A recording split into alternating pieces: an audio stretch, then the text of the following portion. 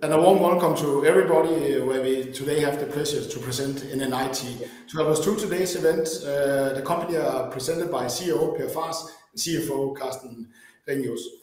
Today's event will cover the main message from your Capital Markets Day, where you gave new financial inspiration, and I think it was a time when a new start, a new NNIT, I also have heard you used after the divestiture of the infrastructure business, and it seems that the share market has liked the new messages. So today we will come in on some of the main messages here. As always, you can ask a question in the box down below. Do it in English. We will have the presentation today on English, but you can also do it in Danish, and I will try and translate to the best of my ability. But for now, I think I will hand the word over to you, Per. Thank you very much, Michael, and thank you for inviting us. Yes, as I said, Michael, just a couple of days ago, we had our Capital Market Day, and we were very excited to have that. It was actually our first Capital Market Days ever. So it was a great day, and now we will give you the kind of the highlights of what we presented on that day. The timing of the Capital Market Day was actually not coincidental, because last year we took some very important strategic decision by focusing our company on international life science and public sector in Denmark, and thereby seeking to divest our infrastructure operation. We made a deal with a company called Agilitas, and then we managed to close that deal in the spring of this year at a price that we think reflects the fair value of the company. So on the other side of that, then we have, of course, spent time on the new NNIT and what will be the strategy of this more focused international consultancy company. And that's what we touch upon today, and also Carsten will put some financial wrapping around. When we started that strategy work, we actually were sitting, the management team, thinking about what kind of animal do we want to become in 2026. We thought that was a good year to focus our minds on. And what we decided then was some quite, I would say, bold strategic choices by, deciding to focus our company on the international life science and also the Danish public sector. And I will come back a little bit more on that. But also in parallel, I mean, the new NNIT is more than ever a people company, because when we are selling our people, even though we are packaging some of our services, we are basically a company where the value sits very much in the assets of our people. So that means, of course, to be an industry-leading employer is something that we are really striving to invest a lot in, both time, energy, and also money, because to be able to be that is necessary to be able to grow our company, to keep our existing employees, and to be able to attract new talent. And we're going to do that with a corporate agenda, but also one that allows for regional adaptation, because as we are a very global company, we look a little bit different in the different countries, and we allow for those differences. As said, we're going to focus on international life science and providing a full range of portfolio of services to that sector, and I will come back to a little bit what does that mean. And then also, based on our long experience in the Danish public sector, we actually been in that sector for 20 years. We intend to focus on the application expertise we have and to continue to develop further on. And then, of course, we want to be a commercially savvy company, where actually the client interaction is done by our 1,700 employees, and not just a group of salespeople running around. So the commercial savviness is very important, and also that we need to be perceived as easy to do business with. Okay, a few words about the business approach and what are the strategic choices we're taking there. That we have chosen to focus on these sectors out of a number of reasons. One is that we think that these sectors are perfect to us, where we can bring digital transformation to life, because it's industries, both the Danish public sector and international life science, where you have very high regulatory demands and also quite a high business complexity.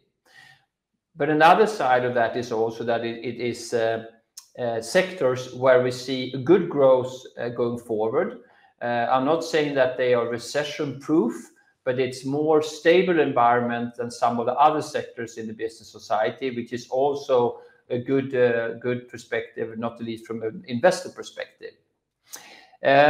If look a little bit about what is really the content of these two sectors, and start with life science, which is the cradle of the company. That's where we came from, being an internal IT department in Novo Nordisk once upon a time. But then we have developed our service offerings through organic growth, but also not the least through a number of acquisitions along the years, resulting that we have a complete portfolio of services to deliver to our clients, which is both high-end advisory services, consulting services, but we also have a number of packaged service offering where we sell repeatable business, where we can deliver even more value to the clients at the same time as we have value to NNIT. The service portfolio ranges all the way from the R&D phase of the life sciences company through the clinical and preclinical test phases, through the actual production of the drugs, and also the sale of the drug, what we call commercialization. And then wrapping these highly complex industries with high regulatory demands, you have compliance services and quality services. And least but not the last, data in life sciences is, of course, of very critical importance, that you have the right data, structured data that also can be transferred in a safe and secure way. So therefore our services around data compliance is of a high importance. Then you have the other part of the business, which is private and public. And why we talk about only public Denmark is that that's where we focus on from an industry perspective. And it's also the sector where we see the most growth in the Danish business society, because we have a very strong position in the public sector. That was actually the first sector we went into after moving from life science, where we deliver both custom application development, but also we deliver Microsoft services to public clients, but also to other clients, among others through our group company Scales, but also through our other capabilities. Then we also deliver SAP services. We have DevOps, and not the least advisory and cybersecurity consulting. We execute this strategy through the 4 regions we have set aside, the 3 life sciences region and the region Denmark. On top of the strategic aspiration that I've elaborated on very shortly, we also have a clear ambition to be a growing company. We are to outpace the market. Regarding the market growth, we see a market growing around maybe 8-9% on an average, but we intend to outpace that, and the customer will come back to that. We build 2-legged people with business expertise, but also who have technology expertise, and thereby be able to provide the dual value to our clients, be understanding their industries, but also being able to provide the right solution to address their challenges and opportunities.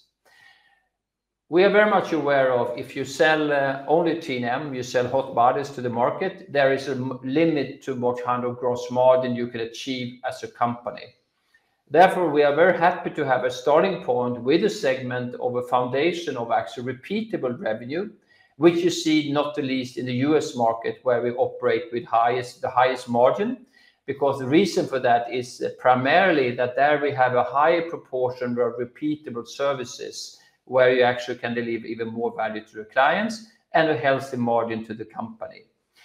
We also want to have a very simple operating model with high autonomy and liberty of choice, take the right decision in the regions, a very thin head office, and then actually the business decision taken out there. M&A. We've had, I would say, a successful M&A journey historically in NNIT, and we intend to continue that in 2024. We have had consciously taken decision to focus to get the new NNIT on its leg in 2023, while we in 2024 intend to continue the journey, and we are already scanning the different markets, and that will be primarily within life science. We have now fairly recently announced to the market the first quarter-ish of the new NNIT.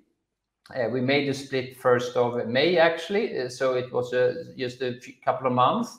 But still, we are very pleased to see that we have now been operating with the revenue growth of almost 16%, out of which 11.5% is organic, and also that our group operating margin landed at 5.4%. That also led us to do an upgrade of our guidance for 23, and Carsten will come back to that, and he will also put some financial wrapping on what I've said regarding our future strategy. So with that, I will pause, Carsten, and hand over to you. Thank you, Per. Before turning to to our financial aspirations, I'll just spend a few seconds on the assumptions underlying these. Please note that we will also continue to provide an annual guidance. The strategy period spans from now until the end of 2026.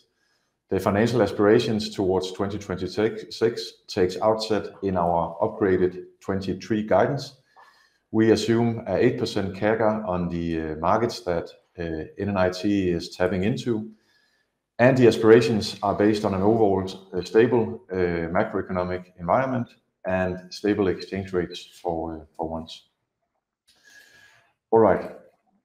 We are aiming to deliver solid organic growth and significantly higher profitability as we leverage the positive drivers that Per just mentioned. We are still in a transition though into 2024, meaning that it will be still a stepwise improvement that we'll be seeing. So it will actually be gradual improvements that you will see into these numbers. This is important for also understanding the financial aspirations that we have set in this context. Building on efficient strategy improvements, we will pursue a compound annual growth rate of roughly 10%. Organic growth may vary significantly between the years, but we aspire to reach 10% in aggregate and take market share, as also mentioned. We want to leverage the increasing scale of our business and reduce our cost base to drive significant margin expansion in the period. We aim to report yearly average group operating profit of about 10 to 13% before special items. As I mentioned, we are talking about gradual improvement. So, for example, for us to achieve a 13% average operating profit margin, it could potentially be that we would be above 13% in 26, for example, just to put it into a context. Again, this is a guideline for the period, and we could see volatility from quarter to quarter. So we see ourselves well positioned for growth and expect to take market share. Progress will be driven by both expanding our business with our existing customers, but also adding new customers to our portfolio. We may also expand our business through M&A, but we have not included that in the current financial aspirations. We see actually now NNIT benefiting highly from high customer loyalty with year-long engagements, gradually expanding and extending the scope of our work with the customers. Novo Nordisk is a good example of a growth customer in the new NNIT, and actually up to 80% of our current growth comes from expansion of our business with existing customers. And again, I see this as a very clear testament to our focus on delivering high quality to our customers. They're recognizing our value add into their business. In global life science specifically, we are very well represented in the global top 20, but here we see the biggest potential for new customers on expanding on the middle segment, ranging from top 50 to top 100.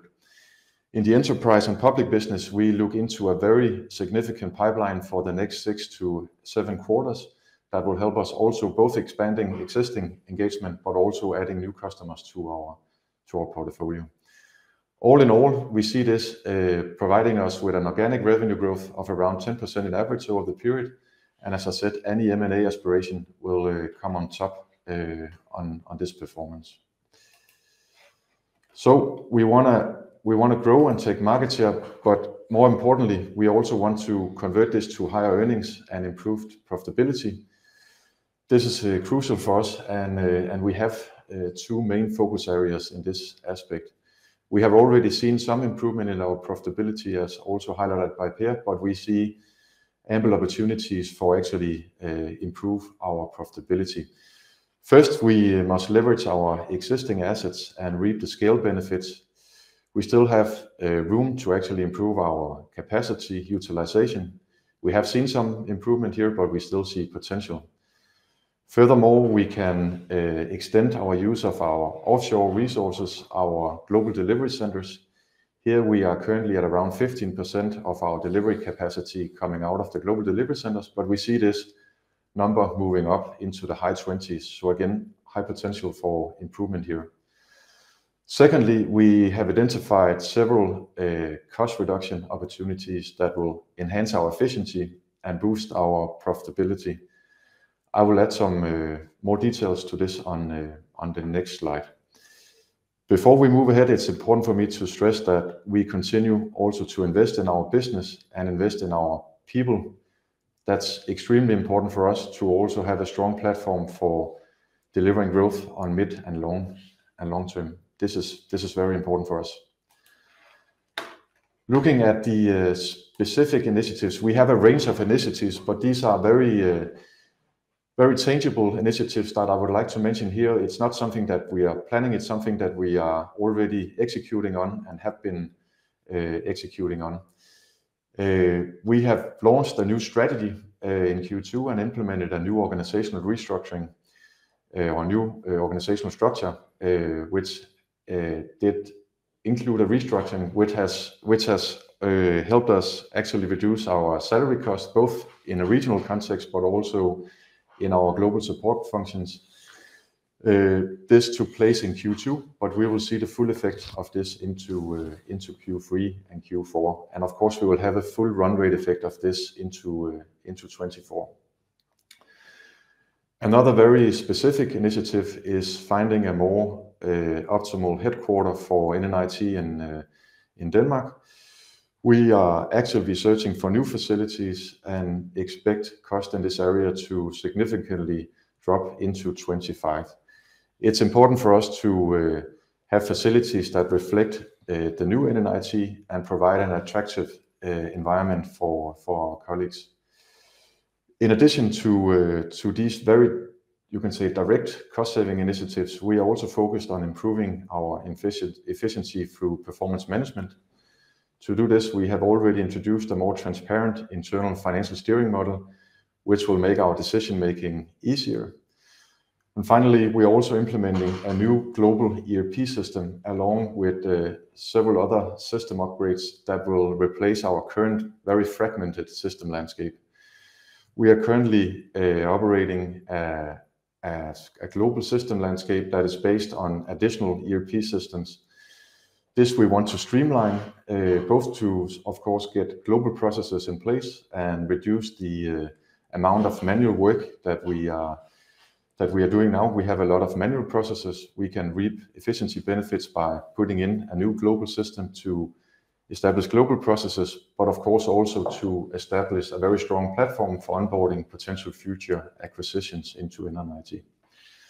So this is just to highlight some of the initiatives that we are pursuing to improve our profitability and lower our cost. As we aim to lift our sales and increase our earnings substantially in the coming years, I would also like to comment briefly on our capital allocation strategy. We remain very focused on ensuring financial stability while also having the muscle to make the necessary investments and potentially pursue attractive M&A opportunities, as Per mentioned. We will keep an eye on our leverage ratio and aim to stay within 0 to 1 if we do not embark on any M&A. If the right opportunity materializes, the range may be exceeded, but we will have a very disciplined approach to this. When we invest in growth, we will focus on improving our existing business, and we will stay within our industry and core competencies when we actually pursue M&A. For now, the use of cash is very much focused on the topics I just mentioned. That also means that dividends and share buybacks are therefore not a priority today, but this will be reassessed as we move along. As Per also alluded to, we have a strong track record in M&A, and it shows that we have the capabilities to both, you can say, conduct M&A, but also integrate them in our business model. We have a quite diversified approach to M&A.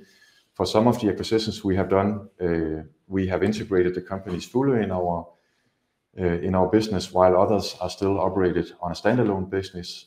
So again, to ensure that we actually keep the value in the acquisitions that we pursue.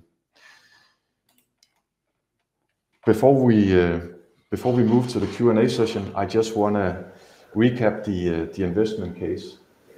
We have seen some improvement in our profitability, and we will, you can say, continue this positive momentum to make NNIT more attractive, both to our investors, to our customers, to our employees. We see ourselves extremely well positioned to tap into globally growing markets, and we have, with the new regional structure that we have put in place, given the flexibility and agility to succeed on this in a regional context. We have seen some profitability improvements, but we have the tools to increase this further, to both reduce cost and increase our operational efficiency. We have a strong balance sheet with low debt. We are currently putting in place a long-term funding that will support our M&A ambition. So all in all, we think we have all the ingredients. We are confident about those ingredients, that we are certain that we will actually make an attractive investment case in the years to come. And with that, I will open up for questions.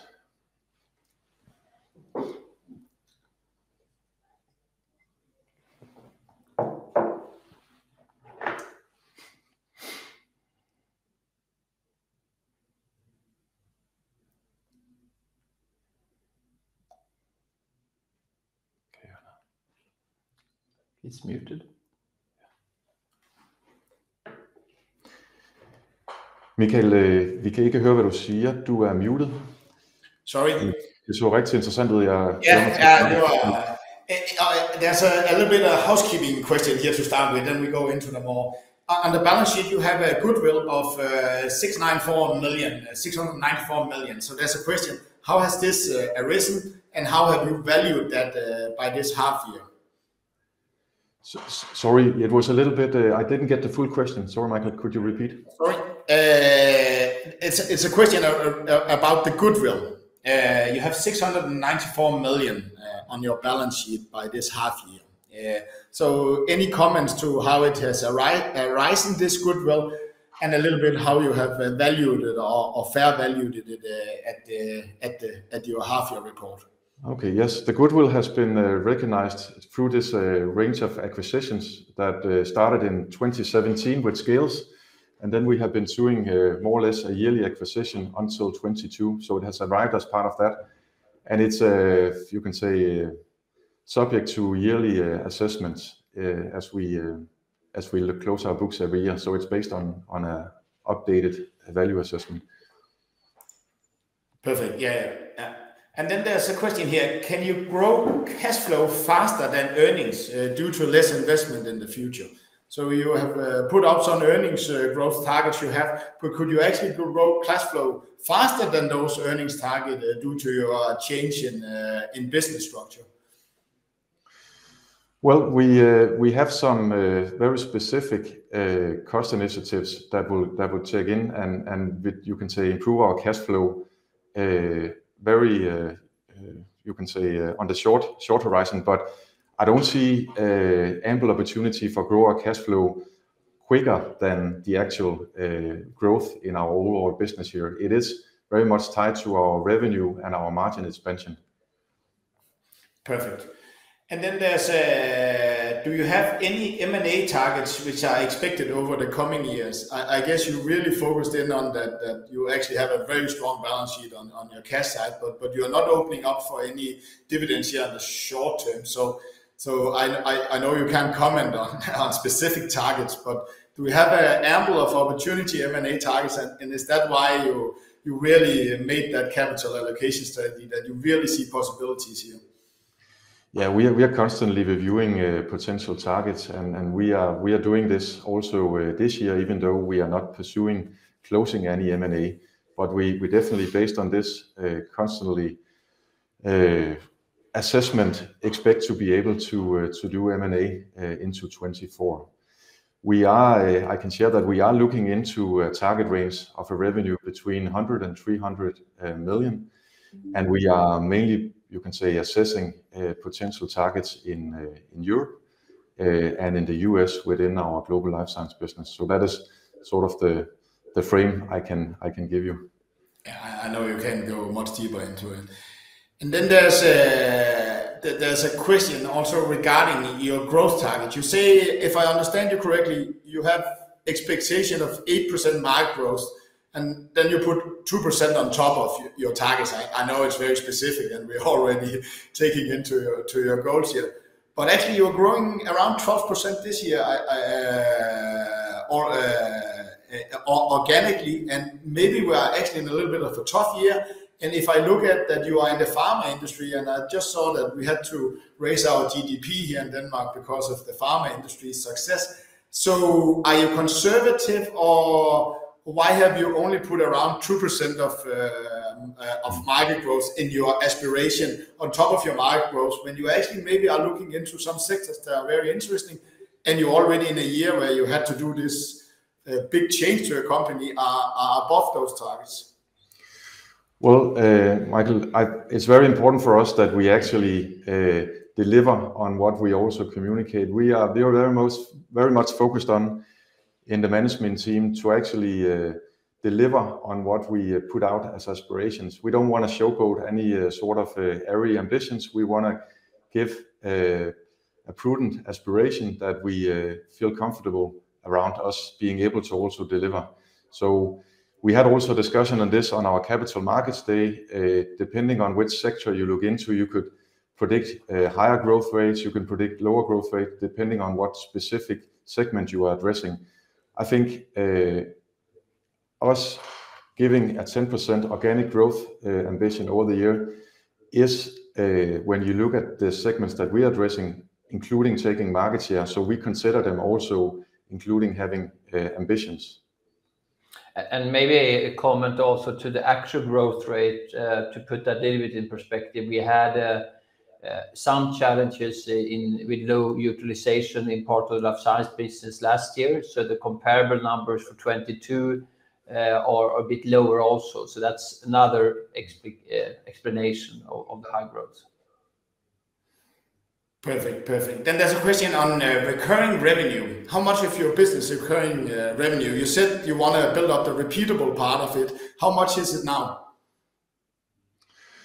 Well, we are not providing specific numbers on it, but I can say it varies quite a lot between our regions, depending on you can say the market game board and which part of the you can say value chain we are serving.